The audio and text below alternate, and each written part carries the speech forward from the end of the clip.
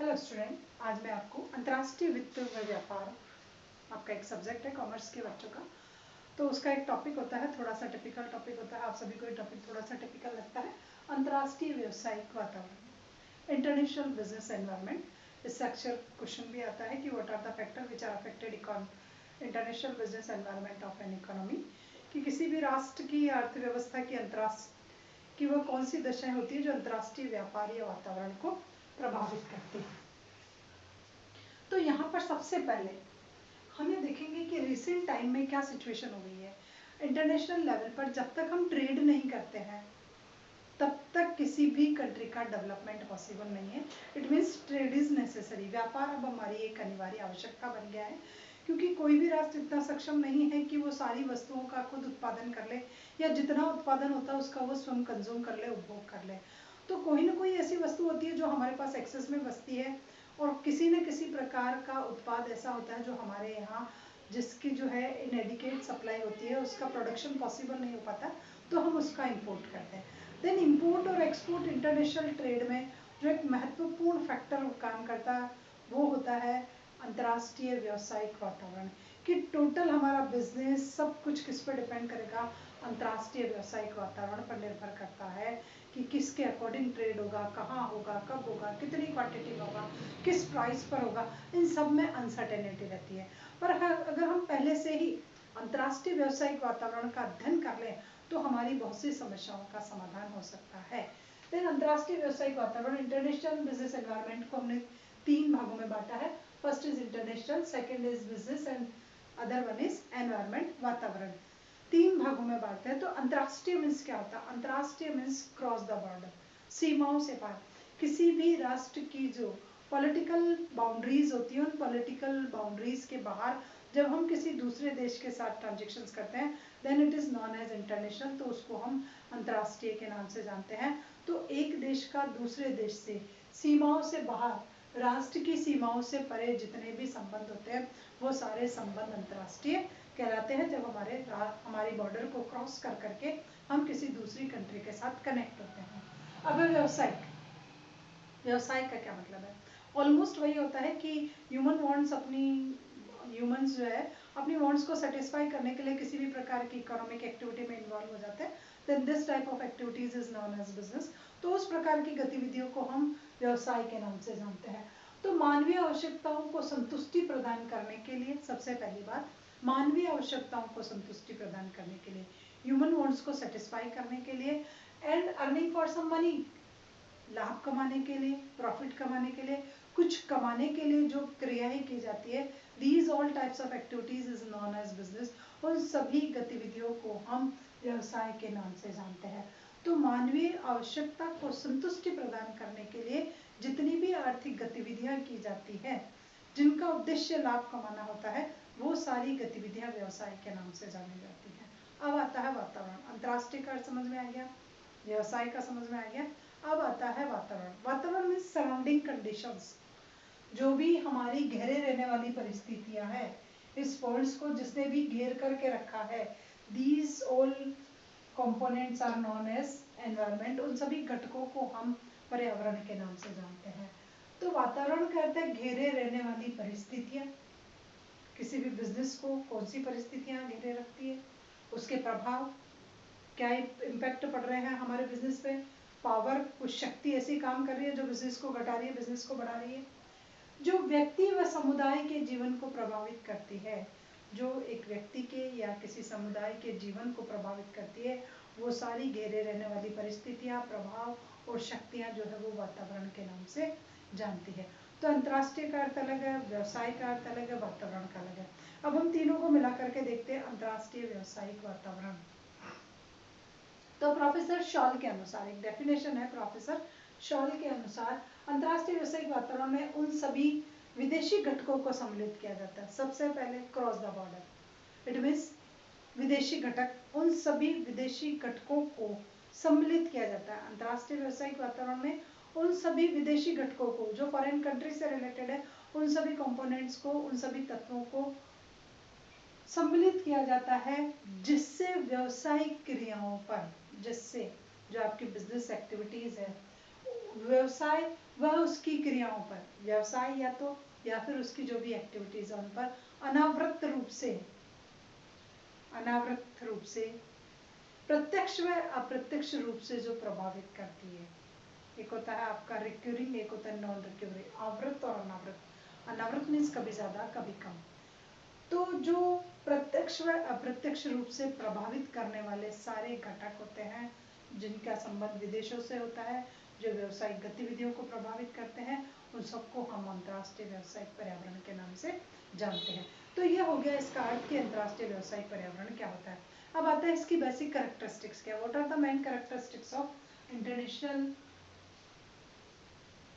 Business environment. तो अर्थ को थोड़ा सा मैं मिटा देती हूँ।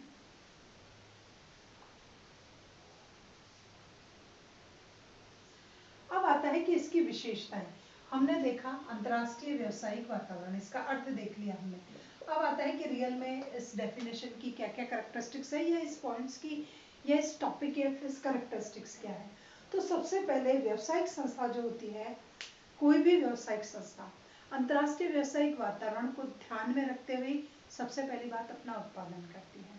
कोई भी व्यावसायिक संस्था जब कभी भी उत्पादन करना शुरू करती है किसी वस्तु या सेवा का, तो इस अंतर्राष्ट्रीय व्यावसायिक वातावरण को ध्यान में रखते हुए उपभोक्ता की आवश्यकता के अनुसार या उसकी इच्छाओं के अनुसार ही उत्पादन करती है या किसी वस्तु या सेवा का निर्माण करती है। हम सब अंतर्राष्ट्रीय व्यावसायिक वातावरण को ध्यान में रख करके करेंगे।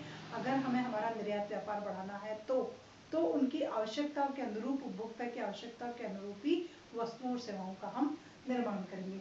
तो सबसे पहला इसकी विशेषता है कि ये विचार बिल्कुल आधुनिक है, रिसेंट है। इससे पहले इस पॉइंट पर या इस टॉपिक पर किसी ने अपने ओपिनियन या डिस्क्रिप्शंस नहीं किया, या किसी ने भी ट्रेड करते समय या प्रोडक्शन करते समय इस बात को ध्यान में नहीं लाया कि कोई अंतर्राष्ट्रीय वातावरण भी होता है जो बिजनेस को प्रभावित करता है। ऐसा कुछ नहीं है।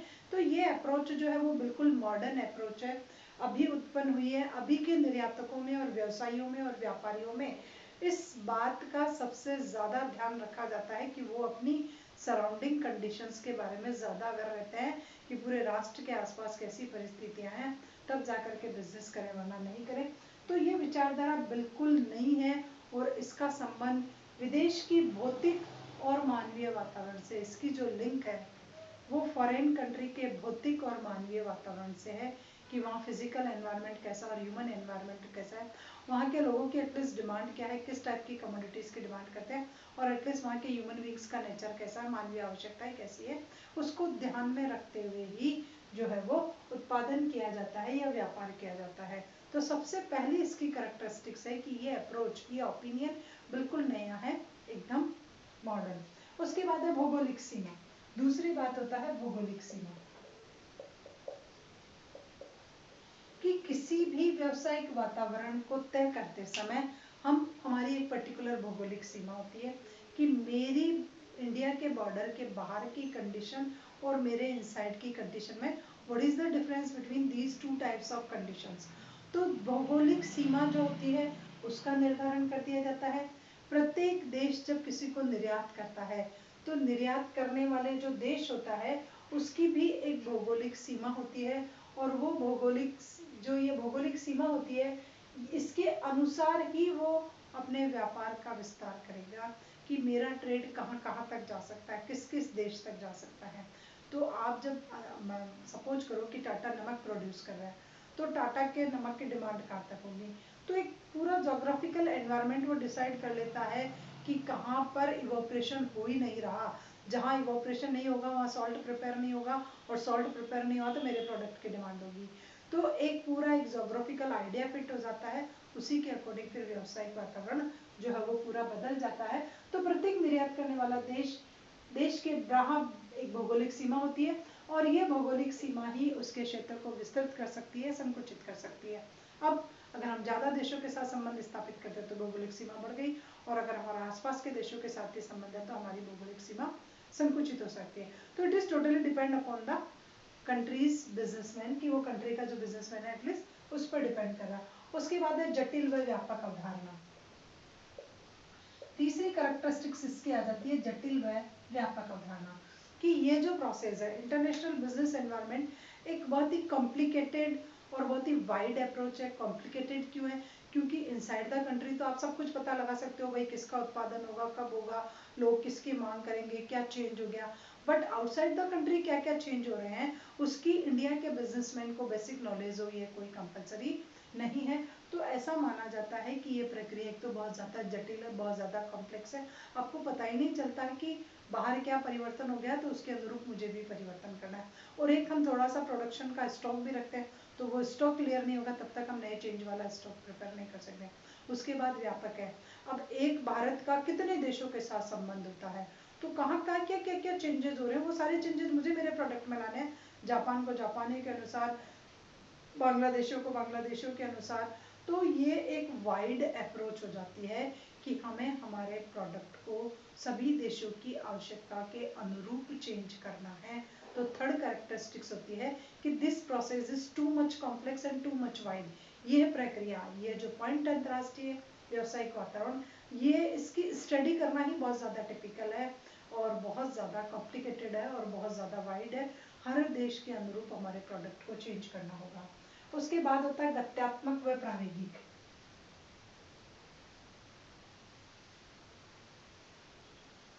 नेक्स्ट कैरेक्टरिस्टिक्स इसकी आ जाती है कि गत्यात्मक, डायनेमिक,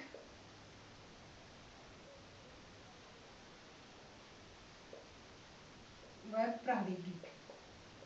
प्रावेगिक का मीन्स होता है dynamic. Dynamic means continuous changes, कि अंतर्राष्ट्रीय व्यावसायिक वातावरण जो है वो कंटिन्यूस चेंजेस वाली प्रोसेस है। आप इसको कभी भी एक स्टेबल पॉइंट पर इसकी स्टडी नहीं कर सकते, इसको आइडेंटिफाई नहीं करते, इसको इवेल्युएट नहीं कर सकते, इसका पता नहीं लगा सकते और उसके अनुरूप आप चेंज नहीं कर सकते, क्योंकि ये चेंज होता रहता है देश के अनुसार, काल के अनुसार, परिस्थितियों के अनुसार, सबके अनुसार ये चेंज हो जाता है। तो एक डायनेमिक प्रोसेस है। आज एनवायरनमेंट कैसा है, कोरोना वाला, कल लड़ाई हो गई तो अशांति वाला, परसों टेररिस्ट आ गए तो और ज़्यादा अशांति वाला। तो कह रहे ना एटमॉस्फेयर चेंज होता जाता है, तो जैसा एटमॉस्फेयर चेंज होगा उसी के अकॉर्डिंग बिजनेस भी बदल जाएगा। तो हम कहेंगे कि ये एक डायनेमिक प्रोसेस है, कभी स्टेबल नहीं रहती है। अंतर्राष्ट्रीय व्यावसायिक वातावरण हमेशा बदलता रहता है, आज कैसा वातावरण है कल कैसा होगा और परसों वापस कैसा हो जाएगा। तो प्रत्येक देश के साथ, प्रत्येक समय के साथ, प्रत्येक परिस्थिति के अनुसार वातावरण अलग तरीके का तैयार होगा। उसके बाद होता है अनेक घटकों का प्रभाव। नेक्स्ट कैरेक्टरिस्टिक्स है अनेक घटकों का प्रभाव, affected with various factors. Economic environment is affected from various factor. अनेक घटकों का प्रभाव पड़ता है आपके वातावरण पर या किसी दूसरे देश के वातावरण। जैसे इंडिया के व्यावसायिक वातावरण को ले तो बहुत से घटक है जिनसे हमारा बिजनेस अफेक्टेड होगा। तो इसको कुल मिलाकर के मेन रूप से उन्होंने दो भागों में बांटा, दो को ही बता रखा है कि मानवीय और प्राकृतिक। सपोज कीजिए दो प्रकार के वातावरण से, तो बहुत तकनीकी है, अलग अलग तरीके के घटक है जिनको हम बाद में देखेंगे।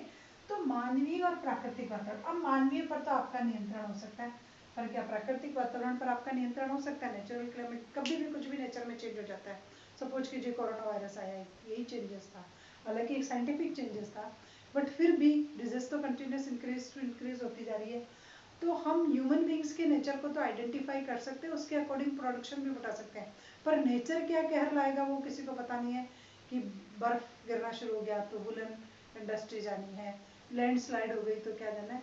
तो नेचर में फ्लड है, फेमिन, अर्थक्वेक है, क्या परिवर्तन आ जाते हैं। प्रकृति कैसा कर देगी, ठंडी हवाएं चल रही है, कहीं गर्म हवाएं चल रही है, तो उसके अकॉर्डिंग ही हमारा बिजनेस होगा। तो नेचुरल जो चेंजेस होते हैं उन पर हमारा नियंत्रण नहीं रह सकता, बट ह्यूमन बींग्स के नेचर में चेंज के अकॉर्डिंग अगर बिजनेस में चेंज होता है तो हम उसमें चेंजेस ला सकते हैं। तो व्यावसायिक वातावरण अनेक घटकों से प्रभावित होता है, बहुत सारे घटक है जिनको हम आगे अच्छे से पढ़ेंगे, क्योंकि मेन क्वेश्चन ही आपका वो ये फैक्टर अफेक्टिंग इकोनॉमिक एनवायरनमेंट। उसके बाद आता है आर्थिक प्रणालियों का प्रभाव। अब इन्होंने इसमें सभी लिया है घटकों। आर्थिक प्रणालियों का प्रभाव नेक्स्ट पॉइंट्स आता है इसी में, इसकी कैरेक्टरिस्टिक्स में आर्थिक प्रणालियों का प्रभाव। इसकी नेक्स्ट कैरेक्टरिस्टिक्स है कि अलग अलग जगह अलग अलग टाइप के इकोनॉमिक सिस्टम चलते हैं। जैसे कैपिटलिस्ट है, सोशल है, आपका मिक्स्ड है, प्लान्ड है, कम्युनिस्ट है, various types of economic system होते हैं। तो जिस प्रकार की आर्थिक प्रणाली होगी आपका एनवायरनमेंट उसी के अकॉर्डिंग होगा। Suppose if there is a capitalistic economic system, अगर पूंजीवादी प्रणाली है तो क्या होगा, आपकी प्राइवेट सेक्टर की इंडस्ट्री मोर पावरफुल होगी, बेस्ट इंडस्ट्री मोर पावरफुल होगी, जिनमें बहुत ज़्यादा इन्वेस्टमेंट है, वो उस इंडस्ट्री का सेटअप होगा, उसी का बिजनेस होगा, उसी का प्रोडक्शन होगा, प्राइस लेवल बहुत ज़्यादा हाई होगा। अब सपोज कीजिए शोशो है तो वेलफेयर वाली चीज़ें ज़्यादा लगेगी, कंज्यूमर गुड्स की चीज़ें ज़्यादा लगेगी, प्राइस लेवल कंट्रोल में होंगे। अब सपोज कीजिए मिक्सड है, then both public and private sectors running together, दोनों चलेंगे, दोनों का प्रोडक्शन होगा, दोनों का होगा। तो व्यावसायिक वातावरण जो है उसमें आर्थिक घटकों का प्रभाव पड़ता है, आर्थिक प्रणालियों का प्रभाव पड़ता है।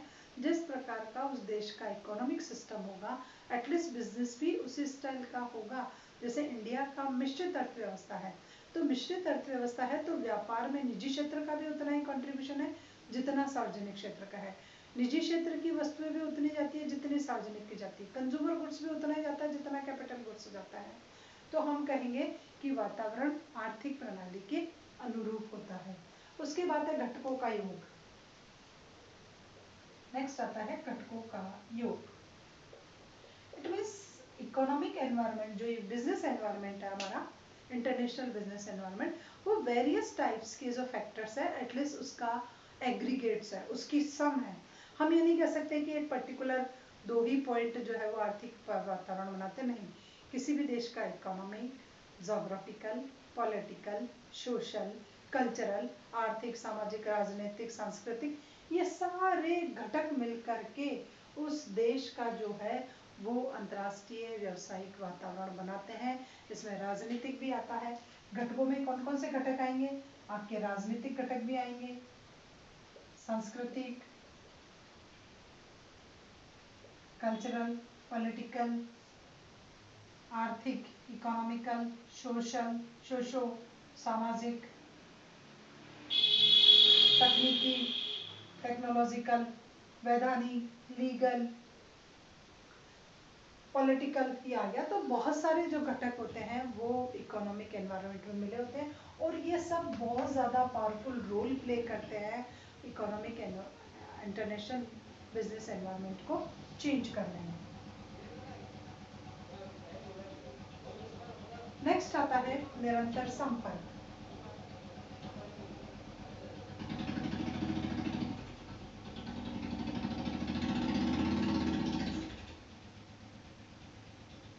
अब है निरंतर संपर्क की इंटरनेशनल बिजनेस एनवायरनमेंट में कंटिन्यूस आप एक दूसरे से कनेक्टेड रहते हो, आपका निरंतर संपर्क रहता है। देश विदेश के लोगों का जो है आपस में, बिजनेसमैन का आपस में एक दूसरे से मिलना जुलना चलता रहता है, इसलिए आपको ज़्यादा बेसिक नॉलेज वहीं से हो जाती है, क्योंकि वहाँ से आपको इंफॉर्मेशन आ जाती है। तो इंटरनेशनल बिजनेस एनवायरनमेंट में एक एक्सपोर्टर जो होता है वो डिफरेंट डिफरेंट टाइप्स की कंट्रीज के इंपोर्टर के कंटिन्यूस कांटेक्ट में रहता है। निर्यातक जो है देश का, वो विभिन्न देशों के आयातकों से संपर्क बनाए रखता है। उसके बाद है भिन्नता,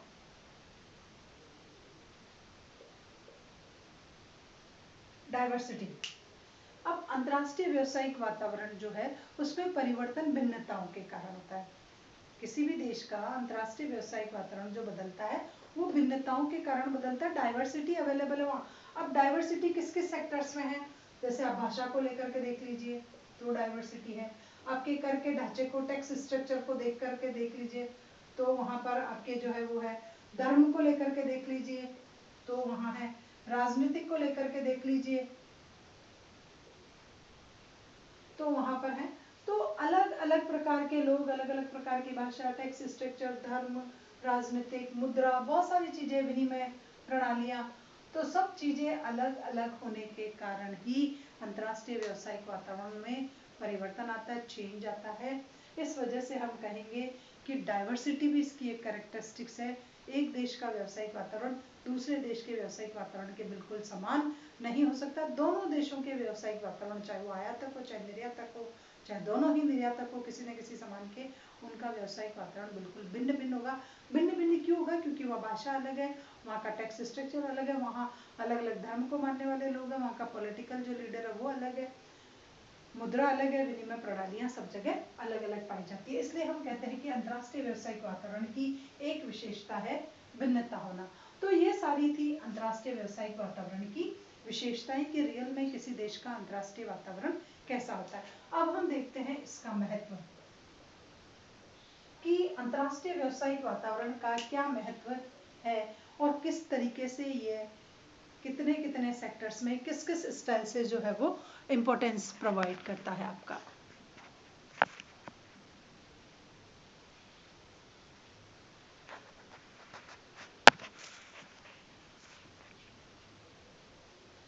तो सबसे पहली बात है कि आधुनिक युग में बदलते परिवेश का मूल्यांकन, पूर्वानुमान और इसके प्रभाव का निर्धारण करने के पश्चात सबसे पहले एक तो क्या है मॉडर्न टाइम। अभी युग कैसा है आधुनिक। आधुनिक मीन्स कंटिन्यूस चेंज हो रहे हैं, सब कुछ अपडेट हो रहा है, टेक्नोलॉजी अपडेट हो रही है।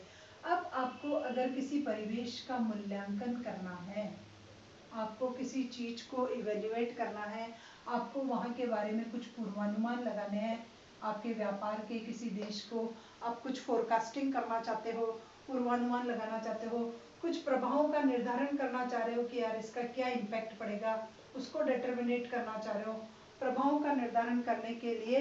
तो इन सब चीजों को करने के लिए प्रबंधकों को क्या करना पड़ता है, कुछ स्ट्रॉन्ग पॉलिसीज बनानी पड़ती है, नीतियां बनानी पड़ती है, और उन नीतियों और व्यू रचना को तैयार करने के लिए उनको व्यावसायिक वातावरण का अध्ययन होना जरूरी है। देखिए सबसे पहले क्या है, इसका महत्व को बताना है। महत्व को बताने से पहले हमें थोड़ी सी थ्योरी लिखनी पड़ेगी कि रियल में रिसेंट टाइम है, मॉडर्न टाइम है और सब कुछ चेंज हो रहा है, डायनेमिक सिचुएशन है। उसके बाद अगर हम किसी के साथ हमारी रिलेशनशिप को या बिजनेस को उसका मूल्यांकन करना चाहें, उसकी फोरकास्टिंग करना चाहें, पूर्वानुमान लगाना चाह रहे हैं कि क्या होगा, उसके साथ बिजनेस के इम्पैक्ट का डिटर्मिनेशन करना चाह रहे हैं, तो प्रबंधकों को क्या करना पड़ेगा, कुछ स्ट्रॉन्ग पॉलिसीज बनानी पड़ेगी, कुछ अच्छी व्यू रचना बनानी पड़ेगी, और इन अच्छी व्यू रचनाओं के बाद ही प्रबंधक ये डिसाइड कर पाएगा कि रियल में अंतर्राष्ट्रीय स्तर पर व्यापार किस प्रकार करना है।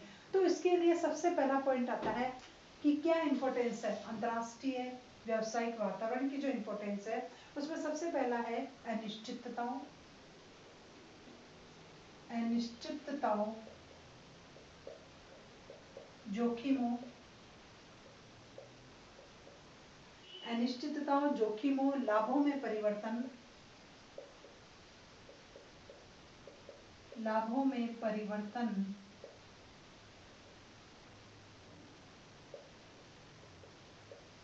तथा उच्चावचनों का ज्ञान, उच्चावचनों का ज्ञान। सबसे फर्स्ट इसकी जो इम्पोर्टेंस आती है वो इम्पोर्टेंस है अनिश्चितताओं, जोखिमों, लाभों में परिवर्तन तथा उच्चावचनों का ज्ञान। कि इंटरनेशनल एनवायरनमेंट में हमारे चेंजेस होते रहते हैं, अंतर्राष्ट्रीय व्यावसायिक वातावरण बदलता रहता है, अनसर्टेनिटी है, वहाँ कुछ भी सर्टेन नहीं है कि ऐसा होगा ही होगा। उसके बाद जोखिम बहुत सारी है। जब कभी भी हम इंटरनेशनल लेवल पर बिजनेस करते हैं तो उसमें बहुत ज़्यादा रिस्क है, क्योंकि एक्सपोर्टर और इम्पोर्टर के बीच कोई रिलेशनशिप नहीं होती है, कोई डायरेक्ट कॉन्टेक्ट नहीं होते हैं, वो एक दूसरे को पहचानते नहीं हैं। उसके बाद लाभों में परिवर्तन हो रहा है। एक बार अगर किसी कंट्री के साथ बिजनेस किया तो प्रॉफिट हो सकता है, सेकेंड टाइम लॉस भी हो सकता है, इट वे बी पॉसिबल। और उच्चावचनों का अब क्या होता है, फ्लक्चुएशन बहुत ज़्यादा होता है, अप्स एंड डाउन्स होते हैं प्राइस में। तो इंटरनेशनल बिजनेस एनवायरनमेंट की स्टडी की इम्पोर्टेंस ये है कि हम सबसे पहले अनिश्चितताओं से बच सकते हैं, हम में सजगता आ जाती है।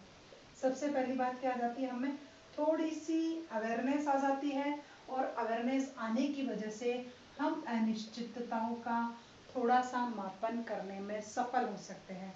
सबसे पहली बात क्या, हम में अवेयरनेस आ जाती है। जैसे हमें लग रहा है कहीं कहीं अनसर्टेनिटी होती है, हम थोड़ा सा अवेयर हो जाते हैं, और अवेयरनेस आने के बाद, सजगता आने के बाद हम कुछ इवेल्युएशन करना स्टार्ट कर देते हैं, कुछ मेजरमेंट लगाना शुरू कर देते हैं कि हाँ अब ऐसा हुआ तो अब ऐसा होगा। तो हम कुछ मापन करना स्टार्ट कर देते हैं, और इनसे क्या होता है कि हमें पता चल जाता है कि अनिश्चितता और जोखिम कहाँ है, तो हम उससे बचने का प्रयास करते हैं। उसके बाद आता है कि अब उच्चावचन हो रहे हैं, फ्लक्चुएशन आ रहा है, प्राइस में चेंज हो रहे हैं इंटरनेशनल मार्केट में। तो इन उच्चावचनों से निपटने के लिए हम क्या करते हैं कि हम इन पर नियंत्रण के कुछ ठोस कदम उठाते हैं कि ताकि ये जो फ्लक्चुएशन हो रहे हैं इंटरनेशनल मार्केट में, प्राइस कभी ज़्यादा मिला, कभी कम मिला, कभी और कम मिला, तो इस स्टाइल का जो फ्लक्चुएशन होता है वो हमें पता चल जाता है पहले से ही कि अब वहाँ क्राइसिस आ रहा है, तो वहाँ आपको आपके एक्सपोर्ट का पैसा कम ही मिलेगा, तो आप अपने ट्रेड को कंट्रोल कर सकते हो। और अगर किसी कंट्री में बूम की सिचुएशन है तो उसका एस्टिमेशन आपको पहले से लग जाता है, तो आप अपना बिजनेस बढ़ा सकते हो। तो आपको उच्चावचनों का भी ज्ञान हो सकता है। तो इस प्रकार एक इंटरनेशनल बिजनेस एनवायरनमेंट की सबसे पहली इंपॉर्टेंस यही होगी कि हम लाभ परिवर्तन हो रहे हैं तो पता लगा सकते हैं, जोखिम से कुछ बच सकते हैं, अनसर्टेनिटी को सर्टेनिटी में कन्वर्ट भी कर सकते हैं कभी कभी कि अनिश्चितताओं भरा माहौल होता है अंतर्राष्ट्रीय व्यापार का। और अगर उच्चावचन है तो हमें उसका ज्ञान भी आसानी से हो जाता है कि प्राइस में फ्लक्चुएशन कब होंगे, कहाँ होंगे, कैसे होंगे। इसका पता उस कंट्री की इकोनॉमिक कंडीशन से लगा सकते हैं कि वहाँ अभी बूम की सिचुएशन चल रही है, क्राइसिस चल रहा है, तेजी का दौर चल रहा है, मंदी का दौर चल रहा है, तो उसके अकॉर्डिंग हम यहाँ चेंज कर सकते हैं। उसके बाद दूसरा है प्रतिस्पर्धा से सुरक्षा। सेकंड इसकी इंपॉर्टेंस है प्रतिस्पर्धा से सुरक्षा, सेफ्टी फ्रॉम कंपटीशन। तो सबसे पहले क्या होगा इसमें कि हम जो हमारा प्रतिद्वंदी है, प्रतिद्वंदी के उत्पाद की लागत का पता लगाते हैं कि उसकी लागत क्या है, उसकी किस्म क्या है, उसकी लागत, उसकी किस्म, कौन कौन से बाजार में वो अपना काम कर रहा है, वो संवर्धन के लिए क्या प्रयास कर रहा है, अपने उसको प्रोडक्शन को इंक्रीज करने के लिए क्या कर रहा है। तो प्रतिस्पर्धा से सुरक्षा के लिए अंतर्राष्ट्रीय व्यावसायिक वातावरण में हर देश का दूसरा देश प्रतिद्वंदी होता है, कंपटीटर होता है। हमारे एक्सपोर्ट बढ़े तो दूसरा चाहता है कि हमारे भी एक्सपोर्ट बढ़े। अब इंटरनेशनल बिजनेस एनवायरनमेंट इसमें कैसे हेल्प करता है। सबसे पहले आपको आसानी से पता हो जाएगा कि अगर आपकी फर्स्ट रैंकिंग है तो सेकंड रैंकिंग किसकी है, और अगर आपकी थर्ड रैंकिंग है उसी प्रोडक्ट के बिजनेस में तो एटलीस्ट सेकंड और फर्स्ट किसकी है। Then second and first is your competitor, जिसका पहला और दूसरा स्थान है वो आपका प्रतिद्वंदी जरूर है। तो अब आप क्या करोगे, अंतर्राष्ट्रीय व्यावसायिक वातावरण से आपको पता चल गया, रैंकिंग आ गई, लिस्ट में नाम आ गया, इंडिया इज थर्ड रैंकिंग। तो आप क्या करोगे, इस प्रतिस्पर्धा से सुरक्षा पाने के लिए सबसे पहले अपने प्रतिद्वंदी के प्रोडक्ट को देखोगे कि उसका प्रोडक्ट है क्या, उसकी कॉस्ट क्या लगा रहा है, वो मार्केट में उसके मार्केट प्राइस क्या ले रहा है इंटरनेशनल मार्केट में, उसकी क्वालिटी क्या है। अब आप प्रतिस्पर्धा से सुरक्षा पाने के लिए कॉस्ट ऑफ प्रोडक्शन, जो कॉस्ट है आपकी वो रिड्यूस करोगे और आपकी क्वालिटी को इम्प्रूव करोगे, और इस प्रकार आप प्रतिस्पर्धा से मुकाबला करोगे। अब उसका बाजार का है, वो पर्टिकुलर किस कंट्री में जाके अपने प्रोडक्ट को सेल कर रहा है, तो आप भी सबसे पहले उसी बाजार पर अपना अधिकार करो, क्योंकि दूसरों में तो आपकी पहुंच आसानी से वो पहुंचा नहीं है, पर जहाँ वो पहुंच चुका है उसका पत्ता काटना आपको। तो आप बाजार का एक थोड़ा सा आइडिया ले लो और उसी मार्केट में अपना प्रोडक्ट लॉन्च कर करके देखो, आप आगे निकल जाओगे। उसके बाद वो संवर्धन के लिए क्या प्रयास लगा रहा है, प्रमोशन के लिए वो क्या क्या कर रहा है, क्या फ्री सैंपलिंग दे रहा है, सर्विसेज दे रहा है, कुछ भी हो सकता है। तो one by one get one free का ऑफर क्या है, मतलब कुछ भी हो सकता है इंटरनेशनल मार्केट में, हमें नहीं पता कि प्रमोशन के लिए लोग क्या क्या करते हैं। तो वही पॉलिसी आप भी अडॉप्ट कर सकते हो और उसके अकॉर्डिंग आप अपने बिजनेस को आगे ले जा सकते हो। तो सेकंड इंपॉर्टेंस आपको क्या मिली कि आपको प्रतिस्पर्धा से मुक्ति मिल सकती है if you have study before business international business environment. अगर आपने उसका अध्ययन अच्छे से कर लिया है तो आपको प्रतिस्पर्धा से मुक्ति मिल सकती है। दूसरा है आपकी क्रिया योजनाओं का निर्माण, क्रिया योजनाओं का निर्माण।